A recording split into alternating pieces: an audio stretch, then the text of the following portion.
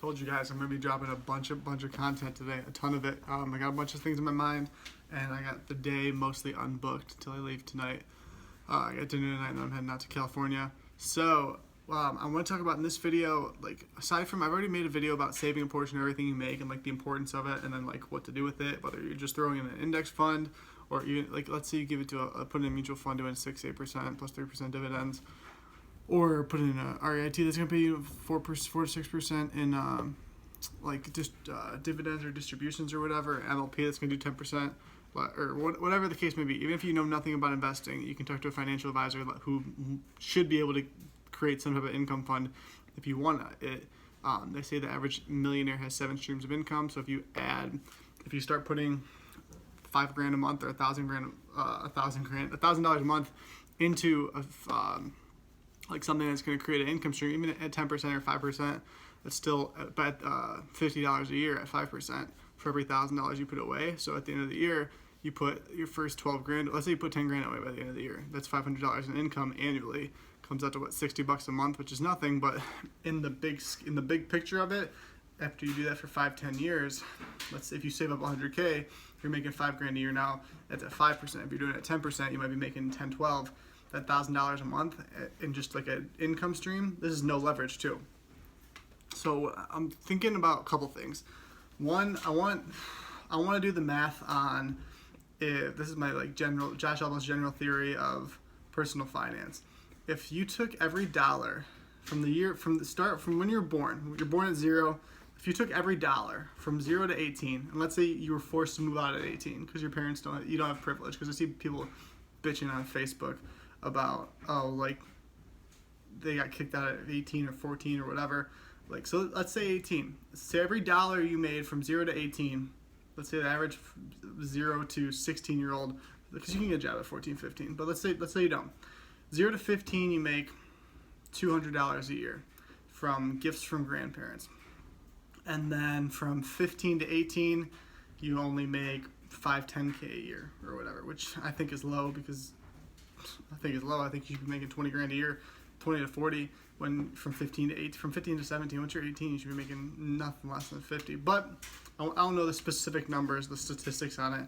But even if it's 10 grand, it still saves up. If you can get up to, let's say, by the time you're 18, even by the time you're 23, because let's say you go to college, take out your student loans or whatever, whether you can afford it or not, that's irrelevant. Find a way to pay for it aside from the money that you have saved up. Because I wouldn't be like, I think college is a liability. Yes, it's a potential asset, but it's not cash flow. It's not giving you money. It's like teaching you a skill. So it's not necessarily a cash flowing asset. So you can't really say that is an asset. So at that point, if you take, let's say you're 22 and you have $150,000 saved up, which if you look at the United States saving rate, it's nowhere fucking near that. Average 25-year-old and younger has like less than $1,500 in savings. If they had a $1,000 accident or $1,500 accident, they couldn't afford to pay, which is fucked. Like, it's so screwed up. We're fucked. But so we won't have to be. Like, if you make smarter choices, you don't necessarily have to be. But in the general, it's pretty fucked up. But if you can save up to, let's say you know nothing about investing and stock market shits or whatever, but the income from, let's say, just the stock market, because I would much rather you get into real estate than stocks specifically, because real estate, you have the physical asset. Personal opinion, I don't know anything about investment advice. Pretend I know nothing. Like, don't believe a word I say. I'm not at CFP or whatever. But I would do real estate over stock market, because stock market is just a paper asset. But if it cash flows, it cash flows. So I'm saying the cash flow specifically. So let's say you get an MLP that does 10% annual distribution, which is going to be tax free because it's you're getting part of the initial principal back as well as the interest payment. 10% a year at 150, you're making about $1,200 to $1,500 a month. That's $600 to $800 rent, and you can ban your parents' health insurance, so we don't have to worry about that until you're 25. So this is at 22, so 3 years before 25 or 26. I think it's 26. So you don't even have to worry about that yet. 10% a year is 15 grand or whatever at 150. So you're making $1,100 a month, $1,200 a month, but that's $800 housing, which for one person studio, which would be high. So you could room with people till you're 25 or whatever. Like, this is all preference too. So if you save up more, then you can put more into it. But like the point of the video is every penny that you spend in earned income, because initially most everybody has to get earned income, because most people don't understand that you can just go get OPM because they have fear, because their parents or because whatever, like they've learned fears about using OPM. So instead of just going out and borrowing $100,000 and investing it into real estate that cash flows, like the cap rate's like 12% on, and you take a 3% 30-year loan on it, so you're netting that 8% and not having to do any labor. I would much rather you guys get into real estate, obviously, like I said earlier. But let's say you know nothing about that and you only use your own money to invest. 10% annually, 50%, $15,000 a year. That pays for, let's say, your rent and a normal car. You're not getting a $600, $800 a month Beamer with insurance or Mercedes or whatever, but you're out of the house and you have your car taken care of, and now you can work. So from an economic scale, what would happen with that being the case? Where now instead of, you don't have this huge debt, you don't have to make $5,000 a month, you don't have to make $20,000 a month, because you can do whatever you want. Like you can enjoy what you do and then just take everything you make and put it back into investments instead of spending it. And then over time it accumulates and it builds up. And if you want to buy more liabilities, or let's say you want to buy a Mercedes, instead of just going and making $50,000 and then buying the $50,000 car, save up to the point where your investment or your business or whatever will pay for the asset. So that, and I understand getting a car to flip or getting a car from a marketing standpoint or from YouTube standpoint because it drives traffic, but generally, like, it makes no sense to buy a new car, obviously with depreciation, but buy it from a standpoint of one, necessity. And I'm all for, if you want it just because you want it, buy it, but buy it with income from the asset that's going to keep paying you, not from earned income, because once the earned income's gone, you have to go re-earn it. If you make $100,000, but you spend, like, this was my biggest thing in 2017. I did well in 2017, let's say, for simplicity. But I spent a lot because between like business expenses and stuff, and I just spent a lot of money. And knowing what I know now, I don't want you guys to make the same mistake from a savings rate or whatever.